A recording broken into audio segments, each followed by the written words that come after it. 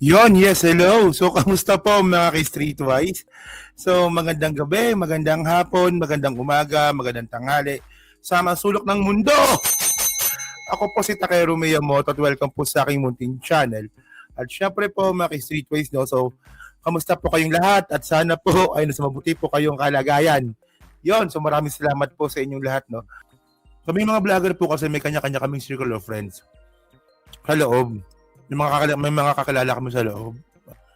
Malamang, no, kasi iba-iba minsan yung mga nakakausap namin. So, merong mga nakakausap yung mga anti-Martin na yan na hindi namin nakakausap. So baka meron silang alam, no, base sa mga source nila. Pero syempre tayo mga streetwise, no, marami po akong kilalang anti-Martin sa loob mismo, no, sa loob mismo ng gobyerno. Kahit po sa executive branch. Sa executive branch mga kababayan, alam niyo po yung executive branch. Ito po yung inahawakan ng Presidente Bongbong Marcos. So may mga secretaries po akong kilala na ayaw din kay Martin. Pero syempre sa akin, bago niyo ako impluwensyahan na si Martin ay magnanakaw, si Martin ay ganito, si Martin Romualdez ay sangkot sa flood control scandal, ang una ko hiningi kasi ebidensya. Well, it's not convincing para sa akin. Sa totoo lang, hindi convincing talaga. Pasensya na sa mga, kung may anti-Martin po dyan, hindi ako ma-convince na sangkot eh. Kasi yung ginagamit nilang pinaka-rason, ito we're not talking sa mga vlogger dun po sa mga tao dyan sa executive branch, no. Ang pinaka-ginagamit nilang ebidensya laban kay Martin, hindi ito kikilo si Saldico nang walang basbas si Martin. Oo, tama. Oo. Totoo naman. Diba? Totoo naman na posibleng hindi talaga kikilos si Saldico na walang basbas ni Martin, ni dating House Speaker Martin Romualdez. Pero ayun lang ba yung posibleng nangyari? Posible rin po na kumilos si Saldico na ang kasabot niya si Cheese, hindi kasama si Martin. Paano ka nasabing hindi kasama si Martin? Si Martin hindi kasali sa BICAM. Walang pirma, walang paper trail. 'Di ba? Walang ebidensya ng insertion. Si Cheese marami. Si Cheese ang daming ebidensya ng ganun. Puta house, Senate President ka, tapos kasali ka dun sa sa smaller BICAM, may problema tayo doon. Maniniwala naman ako na sangkot si Martin kung may ebidensyang papakita. Hindi po tayo magbubulag-bulagan doon. Kung may ebidensyang ipapakita, maniniwala po tayo. Kasi po, yung ganyang pagsangkot-sangkot kay Martin Romualdez sa mga babayan, narrative po ng mga DDS yan eh. Kasi po, mga streetwise, kapag si Martin po sinangkot, andalin na pong ipasok si PBBM. Ngayon, sinasabi ng mga bobong mga DDS, yan si Bangag, pinaprotektahan niya lang yung pinsan niya. O ganun, etc., ganyan, di ba? Pero kapag kapag pinatulan naman, kapag naging sangkot naman si Martin, kasabwat yan. O wala ka na paglalagyan. O nga, by the way, nga pala, ako Bicol, o nga pala, si Saldico po, ako Bicol party list yan. Ako Bicol party list. O si Chis Escudero po, taga Sorsogon, Bicolano po sila parehas. And by the way, mga kababayan, no, ito nakuha ko tong info sa loob, no, at malabang alam niyo na rin to na ang dapat po talaga, pinaka-handpick talaga ni Martin Romualdez para hawakan po yung appropriation, si dating Congressman Stella Kimbo. Si Stella Kimbo talaga dapat. Oo.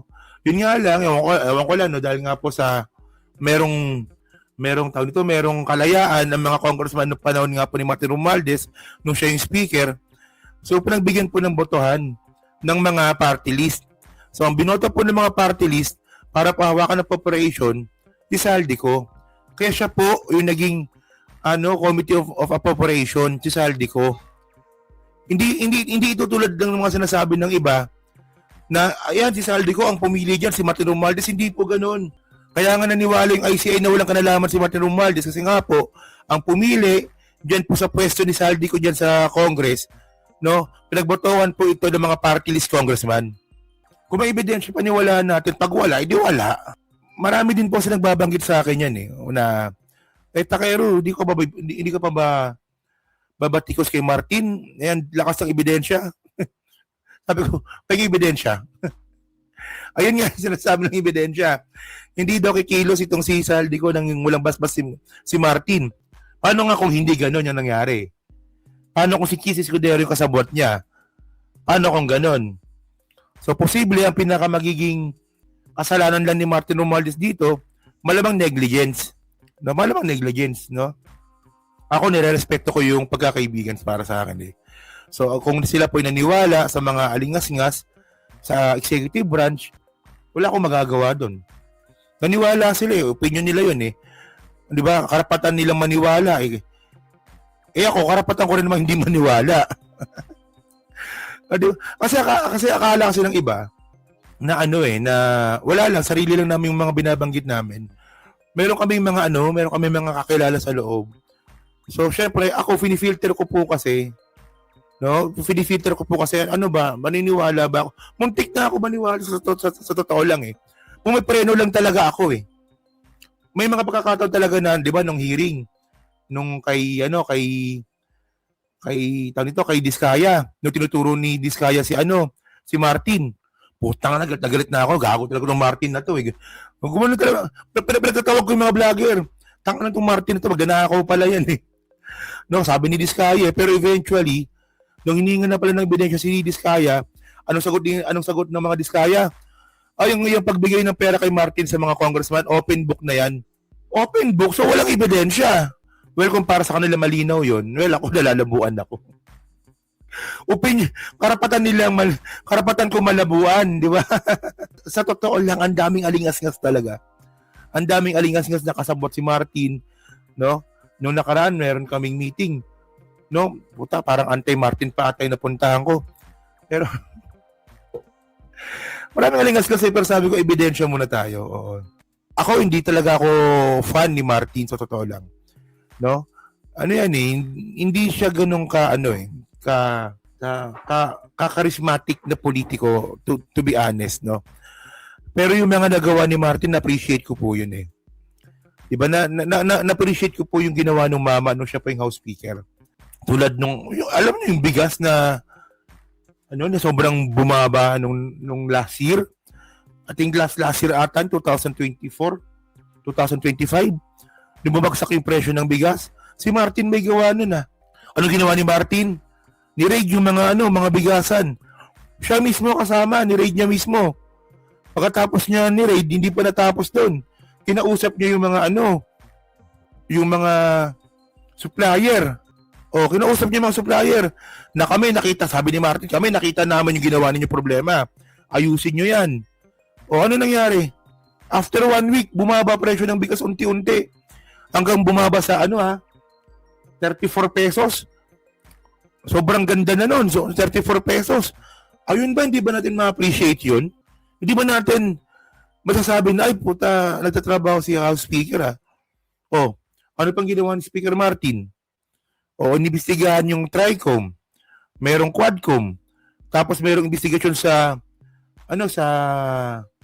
Committee of Good Governance. Na-appreciate ko po yung mama. And then, syempre, mga streetways, no, ang trabaho ng congressman, magpasa ng batas. 100%, hindi, 99%, no, pagkakaalam ko. Lahat ng priority bills po na inihain ng presidente sa House, natupad.